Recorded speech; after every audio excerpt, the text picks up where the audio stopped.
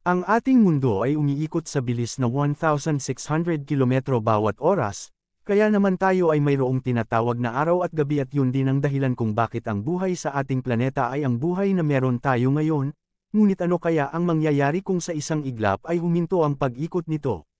Samahan niyo ako upang ating alamin ang 10 bagay na magaganap kapag ang Earth ay huminto sa pag-ikot. Number 1. Lahat ng bagay ay lilipad papuntang hilaga ng napakabilis bago ito ay bumagsak. Hindi natin nararamdaman ang bilis ng pag-ikot ng ating mundo, ngunit sa oras na ito ay huminto isang siyentipiko mula sa NASA na nagngangalang Sten Adenwalt ang nagsasabi na ang lahat ng nasa lupa ay literal na anggat papuntang hilaga sa bilis na 1,600 kilometro kada oras bago bumaksag uli. Ang halimbawa nito ay kung paano ang isang sasakyan ay biglang nagpreno. Number 2. Malahiganteng tsunami ang bubura ng mga syudad at lugar sa mapa ng mundo, at dahil nga biglaan ang pagtigil ng pag-ikot ng ating mundo, hindi lamang tayong nasa lupa ang makararanas ng paggalaw, pati na rin ang mismong katubigan na bumabalot sa buong planeta na ating ginagalawan, ito ay bubuo ng malahiganteng tsunami na lulunod sa syudad at kalupaan. Number 3. Lahat ng tubig ay mapupunta lamang sa dalawang lugar, dahil nga sa pagtigil ng pag-ikot ng ating planeta. Ang katubigan ay mapupunta lamang sa dalawang lugar sa North Pole at South Pole, kaya naman sinasabi ng mga siyentipiko na magkakaroon tayo ng panibagong malahiganteng kalupaan kung saan hindi na ito hinahati ng kahit ano pang katubigan. Number 4. Ang dalawang klima. Ang pag-ikot ng ating mundo ay ang nagtatakda ng ating araw at gabi. Sa parte kung saan umiikot ang mundo na natatapat sa araw ay umaga ngunit sa pag-inog nito muli ay naaalis sa pagkakatapat sa parteng iyon.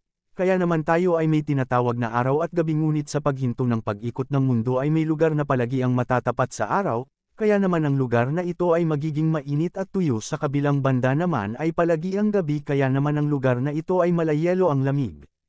Sinasabi ng NASA na sa panahon na tumigil ang pag-ikot ng ating mundo ay magkakaroon tayo ng 6 na buwan na diretsyong araw at 6 na buwang diretsyong gabi. Number 5. Mag-iiba ang hugis ng ating planeta.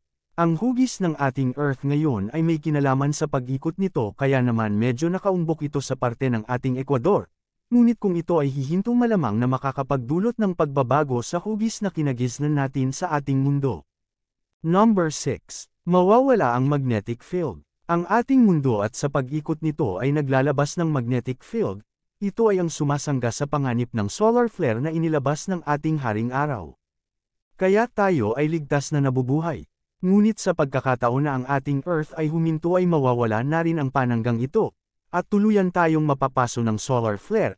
Ang pagpasok nito ay nakakamatay sa tao, lahat ng teknolohiya ay babagsak at sa katagalan ang Earth ay magiging katulad na ng planetang Mars. Number 7. Kalamidad. At dahil nga sa paghinto ng pag-ikot ng ating mundo ay literal na gagalaw ang kalupaan na magdudulot ng mga lindol, pagputok ng bulkan at susundan ng malahiganting tsunami at sasabayan pa ng mga malalakas na mga bagyo.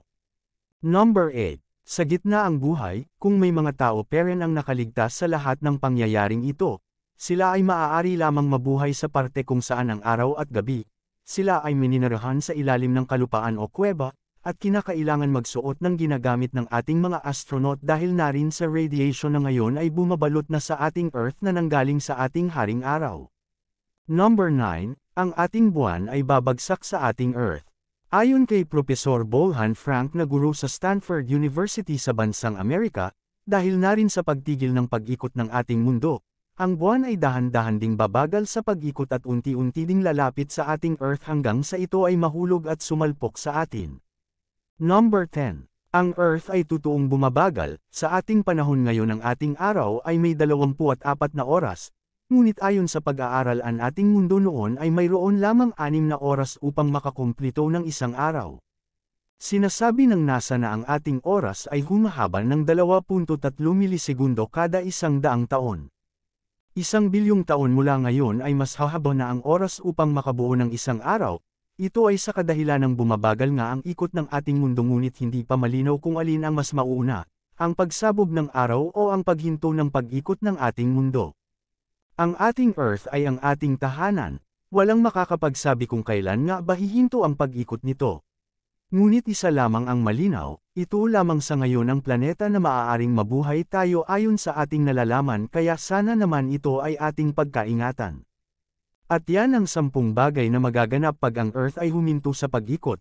Maraming salamat sa inyong panunood. Huwag pang kalimutang mag-like, share at mag-subscribe para hindi ka mahuli sa susunod pa nating mga video. Muli ito po si Alexis Gotang Ariza at hanggang sa muli, peace out.